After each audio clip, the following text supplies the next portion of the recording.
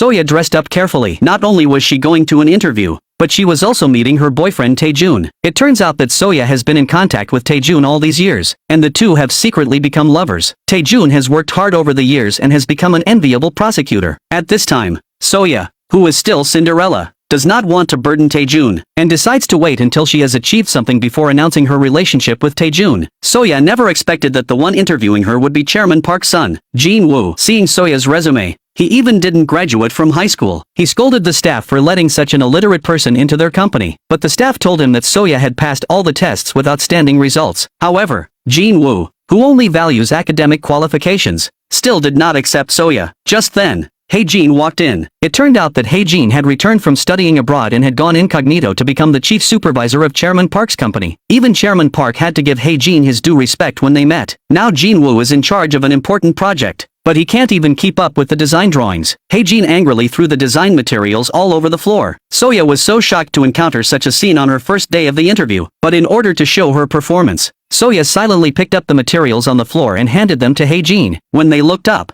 their eyes met. The same scene appeared in both of their minds. Hae Joo immediately said that his shoulder still hurt a lot. However, he didn't know that the girl in front of him was the Soya he had thought about day and night. Hae Joo described Soya as a bad girl. Jin-woo, who already didn't like Soya, directly declared the interview a failure. Hae Joo suddenly realized when he saw Soya's resume that the girl who just came in was actually the Soya he had been thinking about. That day, Tae-jun was about to tell Soya about the two of them when he learned the woman's identity. His father was so scared that he turned around and ran. Soya thought that Tae-jun had suddenly announced their relationship, and that's why he scared Kim. At this time, Kim, who had run outside, almost cried out of fear because he had finally waited for his son to become successful.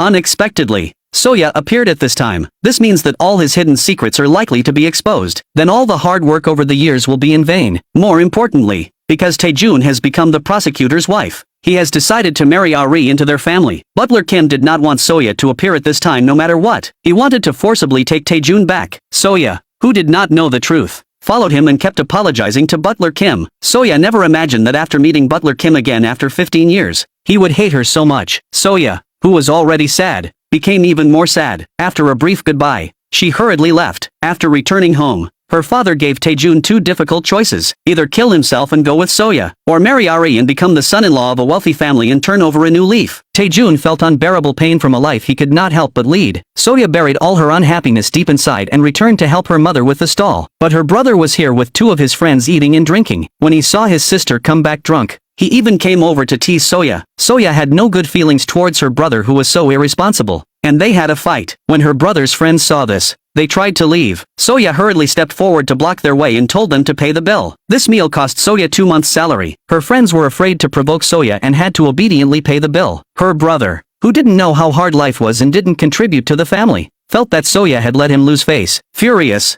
her brother followed Soya home and reached out to teach her a lesson. Soya was not someone to be trifled with, and she immediately made her brother get on the floor and keep begging for mercy. When her mother returned home and saw her son being bullied by Soya, she was heartbroken. She tried her best to protect her son and scolded Soya for treating her brother like that. Soya just wanted her brother to be a man and take responsibility for his actions. She didn't want her brother to live like this forever. Now Soya doesn't expect her brother to earn much money, but he shouldn't be so inconsiderate as to spend the family money and not even be able to pay the rent. Soya said all this, but her mother still chose to stand by her son, believing that he would definitely succeed in the future. Seeing that her mother was on her side, her brother felt extremely dissatisfied with what Soya had said. Soya returned to her room, exhausted both physically and mentally. Looking at her father's portrait, she felt extremely aggrieved. She asked her father why he was so tired. When would this life of poverty finally come to an end?